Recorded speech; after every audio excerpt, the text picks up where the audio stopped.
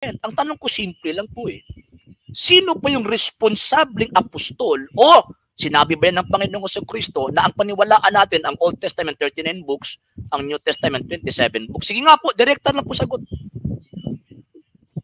Magsusulat mga apostol noong unang panahon. Hindi yan yung tanong ko. Ang tanong ko yung number of books na pinaniniwalaan ninyo kasi hindi kayo naniniwala sa magisterium. Simple lang, sagutin nyo ako ayon sa nakasulat sa banal na kasulatan. Sagutin nyo po. Okay. Yung church magisterium, sabi nyo, na-compile na aklat. Kahit sino hindi yung tanong ko. Hindi yung tanong ko. Wala akong itinanong sa inyo kasi alam ko naman na hindi ka naniniwala sa church magisterium eh. Alam ko na hindi ka, kaya nga po hindi yung tanong ko, naniniwala ka ba sa church magisterium? Hindi. Kasi alam ko na hindi ka naniniwala. Ang tanong ko simple, yung pinaniniwalaan po nyo kung ano yung nakasulat. Anong talata sa Biblia, kapitulo at bersikulo na ang New Testament 27 books, ang Old Testament 39 books, kasi yan yung pinaniniwalaan po ninyo. Anong talata yon? Okay.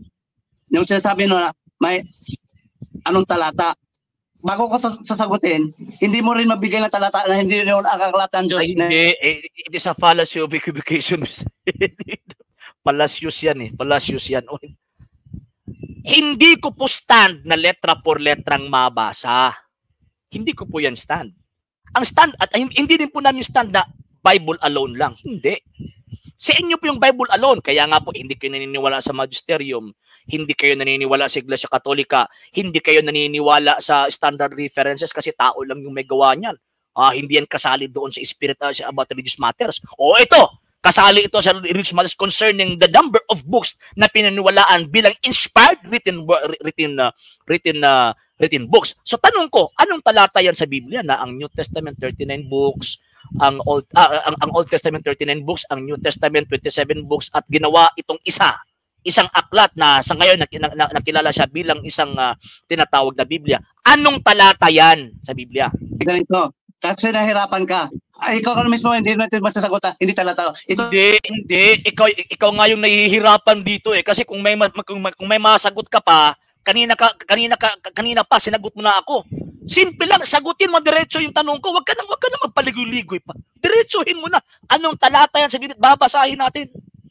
Ang natitiyak ako, yung batas ng Diyos, New Testament at Old Testament sinusulat. Hindi yan yung tanong ko about sa batas. Kasi yung tinatawag na Biblia, hindi lang po yung batas yung nakasulat eh. Tika muna. Talagang madedisgrasya yung rason ninyo, Mr. Bandicoso dito. Tingnan nyo, hindi na nakikinig, di ba? Ito talaga yung tinatawag na argumento or style ng mga sulpot eh. Ito po ha. So ito po ha. Sige po. So ngayon, pinaniniwalaan ninyo na ang New Testament 27, iisa-isahin na lang po natin. Pinaniniwalaan po ninyo na ang New Testament 27 books composed of 4 Gospels, 1 Acts of the Apostles, 13 epistles ni San Pablo at merong 7 na kung hindi ko nagkakamali, 7 na tinatawag na ibang epistles at saka yung tinatawag na Book of Revelation. Anong talata po ba yan sa Biblia na binanggit po yan ng Panginoong Jesucristo na 27 books yung paniwalaan sa New Testament? Huwag mo sana akong i-mute. Nagsasalita ako eh. Alam ko kasi pag ni-mute ko ako. Tika muna. Minumute kita kasi not responsive po yung sagot eh. Masasayang po yung oras po natin pag hindi po kayo direktang sumagot. Sumagot po kayo ng direkta. Anong talata yan sa Biblia? Huwag mong paratangan ako kasi ako ng oras. Kailangan ko mag-insert kasi may gusto kong focus na batas na sa pinag-usapan dito. Hindi. Pag sinasabi po kasi, tika muna, ini-evade mo yung issue eh. Hindi batas ng Diyos ang pinag-uusapan natin dito, Biblia. Sa Biblia may batas ng Panginoong Diyos, pero hindi lahat batas ng Panginoong Diyos. Hindi. Merong history dito, merong poetry, yan, ang dami. History, merong law, yun, merong mga rights, yan, ang dami-dami. Particularly. Pero ang tanong ko sa inyo, simple lang po eh. Anong talata po sa Biblia, kapitulo at bersikulo na binanggit ng Panginoong Jesucristo na yung New Testament 27 books? Sige nga po, sagot nga po kayo. Talata, ibigay nyo na po. Bago mo sagutin, huwag mo na i-mute muna ha? Huwag mo na i-mute. Sagot ang diretso. Huwag mo na i-mute. magsasagot ako. Bigyan mo ako ng 1 minute. Sumagot Sige ako. po. Sige po. Ang tanong mo sa akin, ano talata sa Biblia na nandun ang New Testament at 27 book? At ang alam ko, sabi ng Diyos, mag-respond siya ng aras kompleto. Meron ang Katoliko, meron ang Protestante. Dahil hindi kasali ang apocryphal books. Ang unang kumunta lang si Saint Jerome. Hindi yan yung tanong ko eh. Hindi yan yung tanong ko, Mr. Banticristo. Hindi yung tanong ko. Hindi ka nga naniniwala about history. Kung papatulan kita about history, so ibig sabihin naniniwala ka sa concerning sa history kay Saint Jerome? Naniniwala ka? History naniniwala ako. Sa history naniniwala ka. Okay, sige, good. But God is not teaching history. Okay. So ano raw? God is not teaching history. Marami ako sasabihin sa'yo. Kung may mabasa po ako, Mr. Banticristo, tika muna. Pag may mabasa po ako na ang Panginoong Diyos nagtuturo siya sa pamamagitan ng kasaysayan, aaminin niyo po bang sinungaling kayo? Kung magsasagot ko na, gagamit ka ng maling talata. Ay, hindi. Sino ka po ba? Pag magsasabi kang mali yung Biblia ang gagamitin ko. Scholar ka ba? Teka muna. Hindi. Hindi. Ako yung magbabasa. Pag may mabasa po ako sa banal na kasulatan, tika muna. Tamang interpretation? Tamang interpretation po ba? Douay Rheims version, Catholic version. Basahin mo po ba? So, ibig sabihin, wag ka magagamit ka ng balita at saka New Testament at sa ay hindi. Kung gagamit ako ng Douay Rheims version, so ibig sabihin, lahat na nakasulat sa Douay Rheims version, paniniwalaan mo. O kasi ang Douay Rheims version nakabase sa Hebreo. Ganun po ba? Pag may mabasa po ako sa Douay Rheims version na One Holy Catholic Apostolic Church, aaminin niyo po bang sinungaling kayo? History mo na, wag ka muna tatakbo. Hindi. Direkta na eh. Pag may mabasa po ako sa Douay Rheims version na One Holy Catholic Apostolic Church, aaminin niyo po bang sinungaling kayo? One Holy Catholic Apostolic Church. Yes. Sa Holy Apostolic Church. Yes. Wala nang Romano. So, ibig sabihin, naniniwala ka lang sa One Holy Catholic Apostolic Church. Tika muna. So, hindi ka naniniwala sa Romano, pero naniniwala ka sa One Holy Catholic and Apostolic Church. Catholic, Universal, hindi lang Katoliko ngayon ang Universal. Tika muna. Dito lang muna tayo sa mabasa. Tika muna. Dito lang muna tayo sa mabasa. Before po ka magbabasa about history. Pag may mabasa po ako sa Douay Rheims version, kasi yan lang yung pinaniniwalaan po ninyo eh. Pag may mabasa po ako sa Douay Rheims version na One Holy Catholic and Apostolic Church, naniniwala po ba kayo sa One Holy Catholic and Apostolic Church? One Holy Catholic Apostolic Church. Yes. Basta walang Romano. Wala doon naman Romano. So naniniwala ka? Basta sulat ng mga apostol. So naniniwala ka? Dapat tama ha? Sa tamang translation. Meron din ako King James version. Douay Rheims ang babasahin natin eh. So, itong pinaniniwalaan mo na One Holy itong pinaniniwalaan mo na One Holy Catholic and Apostolic Church sa Douay Rheims version, ito ba yung iglesyang binanggit sa Roma? Kapitulo 1. Okay. Kung gusto Roma Kapitulo 1. Kapitulo 1, yung isinulatan po yung iglesia. Babasahin natin ang King James. King James 10. Tika muna. Policy of suppressing the facts na yan eh. So, kung ikaw gagamit ng ibang version, okay lang. Pag ako, hindi. Ay! It is a policy of suppressing the facts yan. Ay, itong taong ito. Ay, wala ito sa argumento, wala ito sa tamang argumento. Pag ako ang gagamit ng ibang version, ipapako mo lang ako doon sa Douay Rheims. Nang gumamit ako ng Douay Rheims, tatakbo ka na naman sa King James version.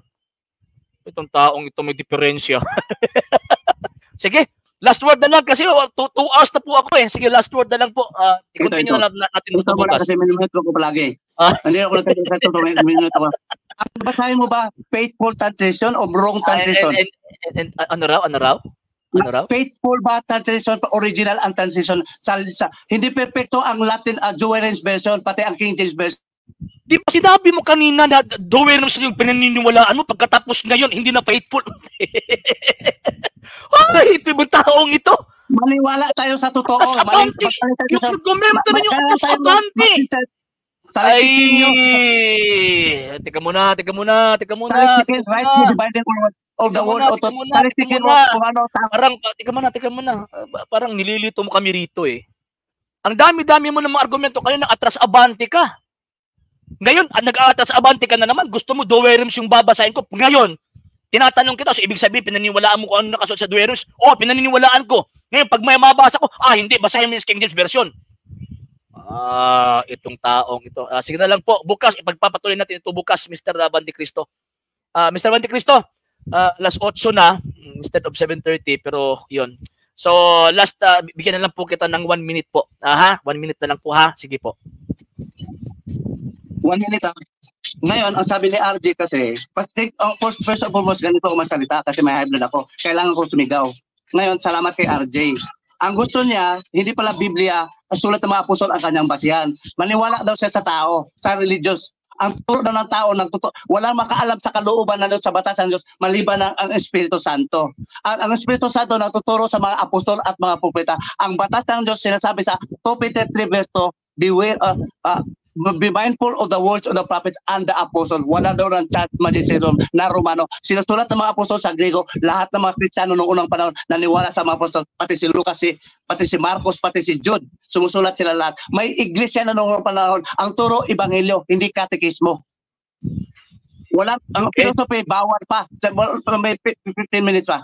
Ang philosophy, bawal nga sa Diyos. Kasi yun ang philosophical will of tao. Ang ating masusunod, ang Diyos, that is written in 2 Peter, 2 Colossians, verse 8. Thank you. Ang gospel ang turo, hindi katekismo.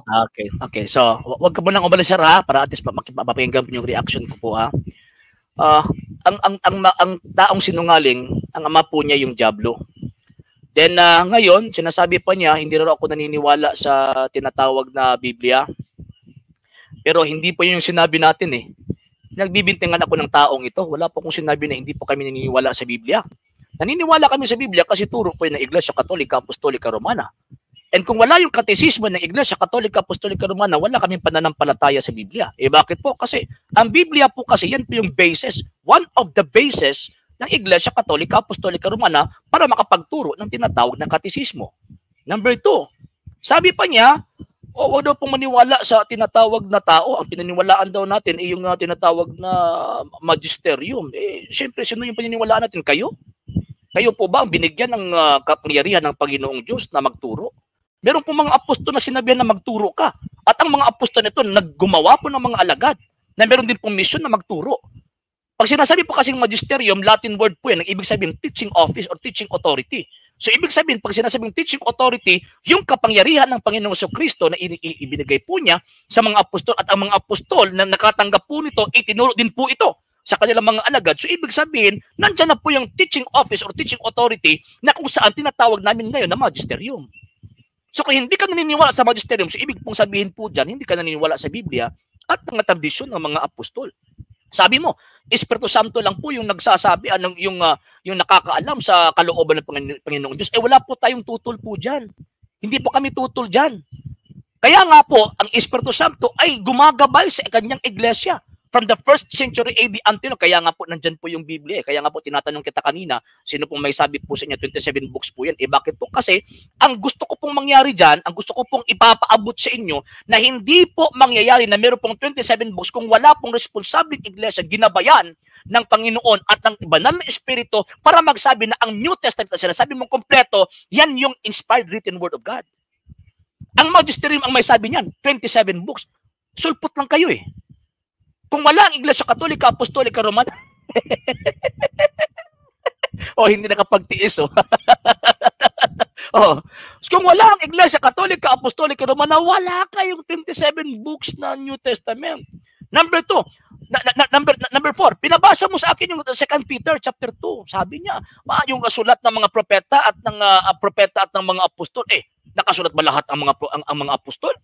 Nakasulat ba lahat? Hindi. Bakit po? Kasi Iyan ang mga apostol nakasulat eh. San Marcos, San Lucas, hindi yun mga apostol, pero nakasulat po sila.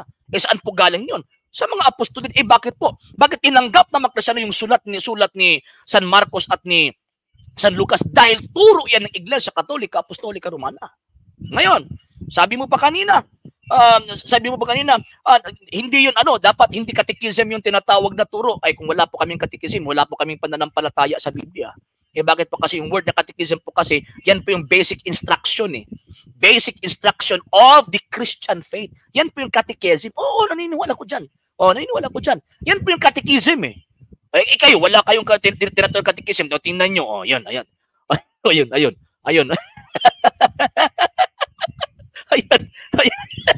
Hindi makapagtiis itong taong ito. So ngayon, dito, ang banal na espiritu ay, ang banal na espiritu nagtuturo sa kanyang iglesia. At ang kanyang iglesia, ini-implement po niya yung kanyang teaching authority sa tao. So, ibig sabihin po niyan, walang makapagbibigay ng pananampalataya kung wala yung iglesyang binigyan ng Panginoong Jesucristo na makapagturo concerning sa Ebanghelyo. Disgrasya yung pananampalataya mo. Pagkatapos sabi mo ba, hindi katekismo yung itinuturo. Hindi mo talaga alam yung ano ang ibig sabihin ng word na catechism, ha? Okay, ano natin ang catechism, ha? Ang definition ng tinatawag na catechism. Okay, itong tinatawag na catechism, ha? Yung definition po niya, at least makita po ninyo. A summary of the principles of Christian religion in the form of questions and answers used by the instruction for Christians. Siguro itong taong ito, hindi naman po ito Kristiyano, talagang hindi po ito naniniwala sa basic and summary instructions concerning Christian faith. Ano po yung nakalagay sa Christian faith? Nandyan po sa katesismo, maniniwala ang mga Katoliko sa iisang Diyos. Nasa Biblia po ba yan? Yes. Itinuro po ba yan ng Panginoon si Kristo? Yes. Itinuro po ba yan ng tinatawag ng mga apostol? Yes. Ngayon, pangalawang argumento, I believe in God, the Father Almighty, Creator of heaven and earth. I believe in Jesus Christ, His Son, our Lord. Nandyan ba yan sa Biblia? Yes. Yan yung nakalagay sa katesismo. Number 3, and was born of the Blessed Virgin Mary. Nandyan po ba yan sa katesismo? Yes.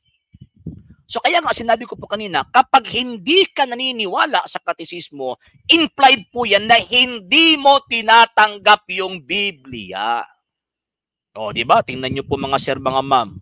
Yung sinasabi po niya kanina, hindi daw po siya naniniwala sa term na Biblia kasi yun, inangkin po niya na si Pope Cyrillus daw po yung nagsabi. Sabi pa niya, tao lang yun, naniniwala siya kay Saint Jerome. Si Saint Jerome, obispo po yun eh.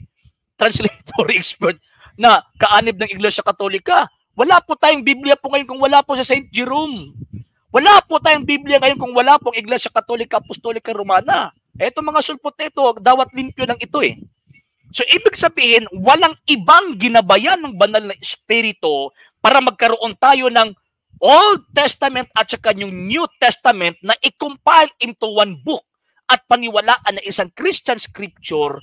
Wala po tayong ganito kung wala po ang Santa Iglesia Katolika, Apostolika Romana. So, ibig sabihin, ito si Mr. Van de Cristo, kinukontra pa niya si Mr. Soriano, di ba? Kanina, kinukontra pa niya. Pagkatapos, ayun, alam po niya na ang MCGI ay sulpot lang noong 1981. Ibig sabihin, before 1981, wala pa ang dating daan. Wala pa. So, ibig sabihin, sulpot talaga. And hindi po ito kay Kristo. Bakit po? Kasi sinabi ng Panginoon, I will be with you always till the end of time. So, ibig po bang sabihin, nandyan ang Panginoong Kristo sa 1981? Nag-umpisa lang siya sa 1981? Hindi. Magiging sinungaling ang Panginoong Kristo kung tama si Soriano at si Mr. Van de Cristo. Pero hindi po sinungaling ang Panginoon eh. Ito yung mga sinungaling. Sino po ba yung ama ng mga kasinungalingan? Ito po, babasahin po natin yung ama ng kasinungalingan. Makinig po kayo, Mr. Van de Cristo, ha? Okay, last verse na po ito para magtatapos po tayo. At magkasabay na po tayong mag-out po ngayon, sir, ha? 844. Ito po yung ama ni Mr. Van de Cristo. 44. Ang diablo ang inyong ama. At kung ano ang gusto niya, iyon ay ginagawa ninyo. Siya'y mamamatay tao mula pa sa simula at ayaw niya ng katotohanan dahil walang katotohanan sa kanya. likas sa kanyang pagsisinungaling dahil sinungaling siya at siya ang ama ng kasinungalingan. Sinungaling si Soriano, sinungaling si Mr. Bandy Cristo, ang ama po nila ay ang Diablo. So, yun, magpi-finish na po tayo. So, inumpisahan po natin itong programang ito ng dasal. Tatapusin po natin ang programang ito sa pamamagitan din po ng dasal. Mr. Bandy Cristo, magkasabay po tayo kasi katoliko ka noon. So, magkasabay po tayo magpe-pray ng Hail Mary po, ha? In nomine Patri et Filii et Spiritui Sancti. Amen. Hail Mary, full of grace, the Lord is with thee. Blessed art thou amongst women, and blessed is the fruit of thy womb, Jesus. Holy Mary, Mother of God, pray for us sinners, now and at the hour of our death. Amen. O Mary, conceived without sin, pray for us who have recourse to thee, and for all that have recourse to the special Masons, and all those recommended to thee. Amen. Most Sacred of Jesus, have mercy on us. Immaculate Heart of Mary, pray for us. In nomine Patri et Filii et Spiritui Sancti. Amen. Parang naiinitan ka, Mr. Bandy Cristo, ah. Parang hindi ka mapakali.